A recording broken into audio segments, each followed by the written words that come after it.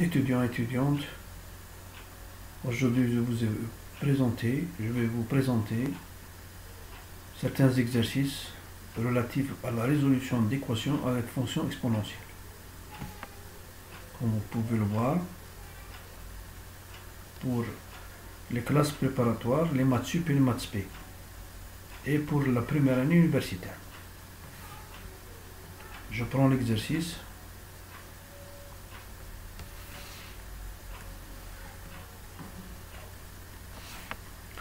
Résoudre l'équation e de x plus e de 1 moins x moins e moins 1. E, c'est la base de l'exponentielle, la solution. Cette équation que vous voyez ci-dessus peut s'écrire autrement.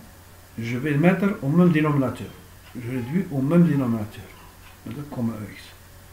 Le dénominateur commun c'est x, je vais le réduire, donc je dois multiplier donc par ex ici. Ici, je dois le multiplier par x et ici, moins ex. Donc, qu'est-ce que ça va donner? Vous voyez?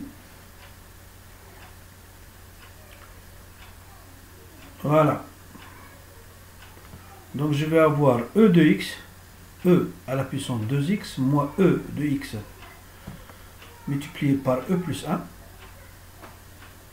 plus e. Donc nous avons à résoudre l'équation au numérateur, car le dénominateur est toujours positif. Ça nulle part. Après un changement de variable, je vais poser x égale e de x. L'équation s'écrit autrement, donc grand x que moins e plus 1 facteur de grand x plus e égale 0. C'est une équation de second degré qui demande un discriminant B2 moins 4AC. Je vais appliquer donc la formule. Je vais avoir E moins 1 au carré. C'est une identité remarquable. L'identité remarquable, A moins B au carré, c'est A2 moins 2AB plus B2.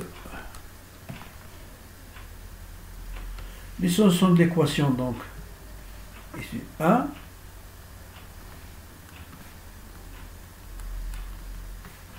C'est que ça égale E plus E moins E sur 2.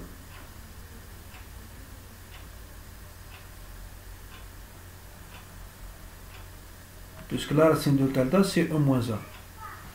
Donc je vais avoir E, la première solution, et la deuxième solution, c'est A. Il s'agit d'une équation de second degré.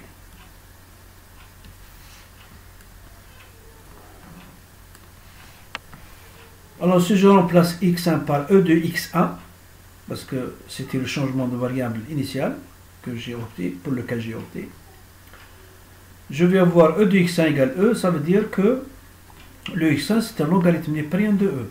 Le dénominateur c'est 1. Et lorsque je prends x2 égale e de x2 égale 1, qu'est-ce que ça veut dire? Ça veut dire que x2 c'est log de 1 égale 0. Donc la solution finale, la solution c'est 0, 1, donc c'est les deux solutions de l'équation du second degré. Et je vous remercie de votre attention.